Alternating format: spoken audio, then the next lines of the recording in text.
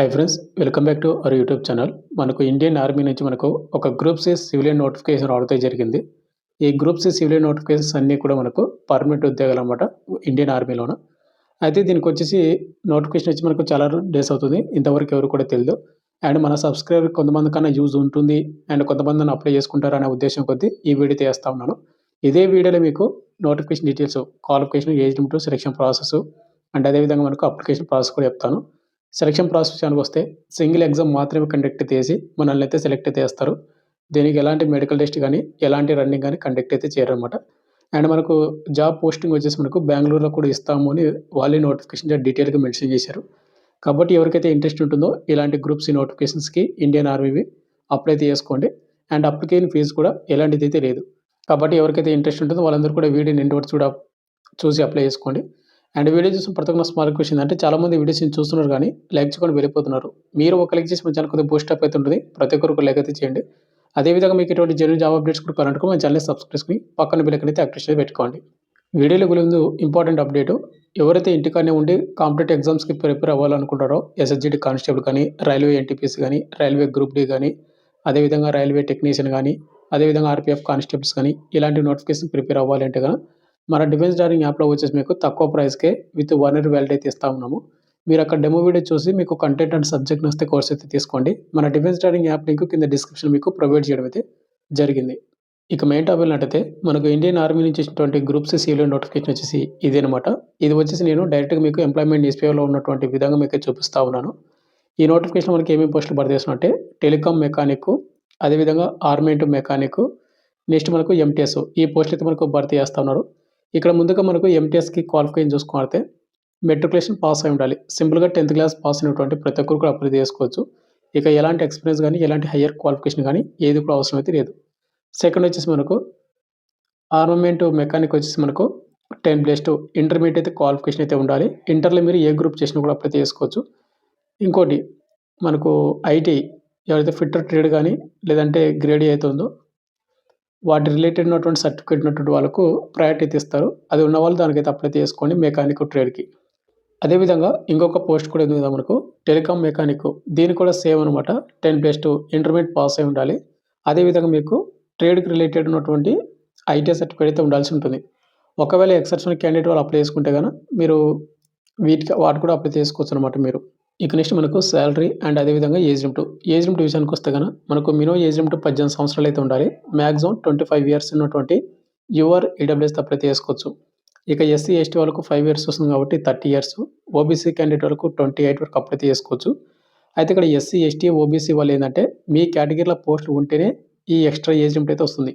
ఒకవేళ మీ కేటగిరీలో పోస్టులు ఏమనుకోండి బిలో 25 ఇయర్స్ ఉన్నటువంటి వాళ్ళందరూ కూడా అదర్ క్యాస్ట్ వాళ్ళు కూడా మీరు యూఆర్ క్యాండిడేట్లో అప్లై చేసుకోవచ్చు.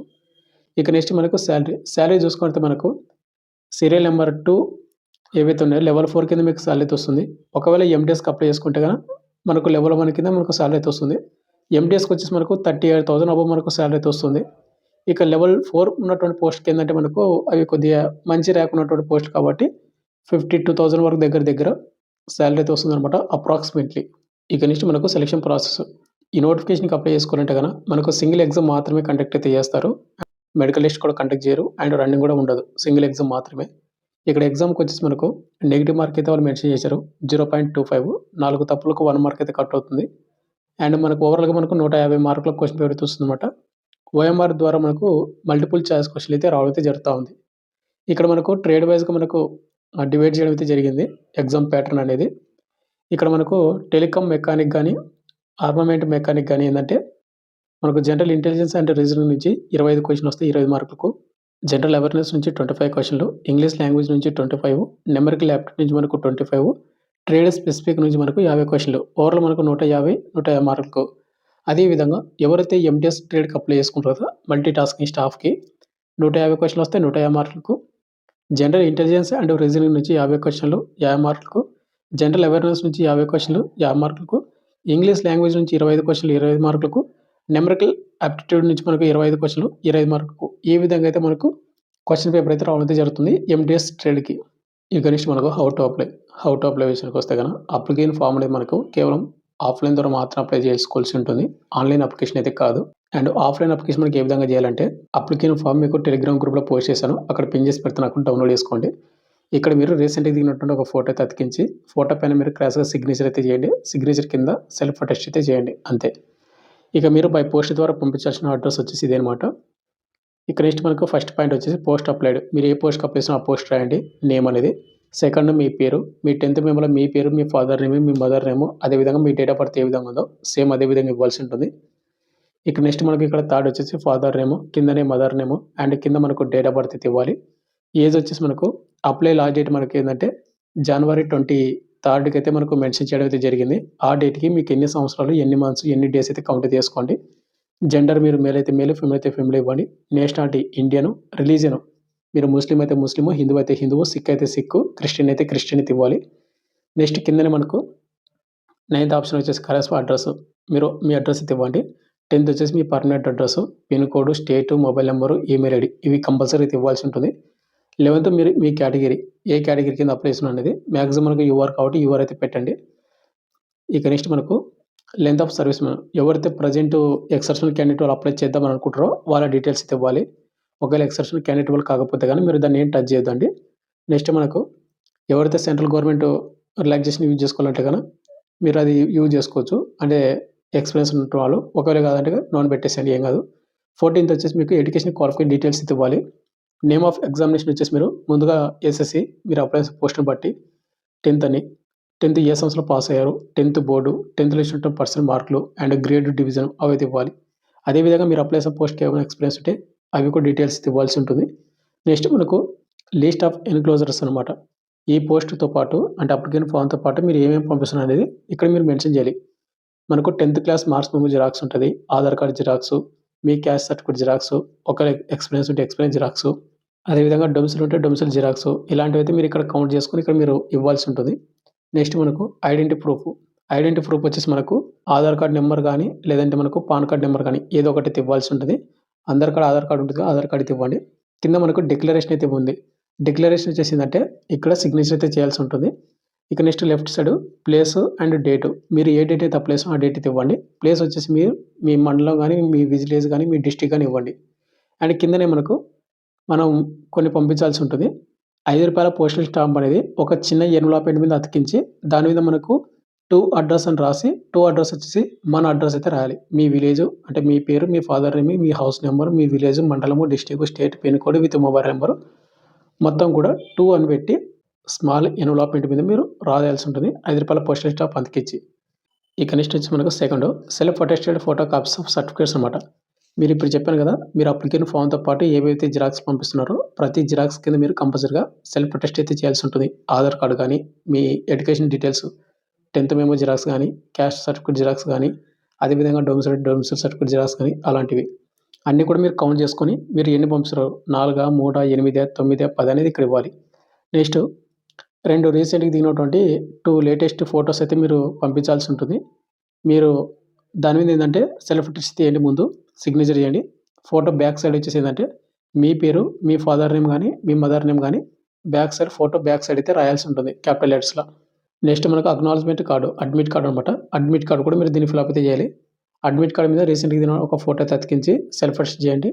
పోస్ట్ అప్లైడ్ మీరు ఏ పోస్ట్ అప్లై చేస్తున్నారు అండ్ యూనిట్ వచ్చేసి ఏదంటే మీరు బై పోస్ట్ ద్వారా పంపిస్తున్నటువంటి అడ్రస్ అనమాట.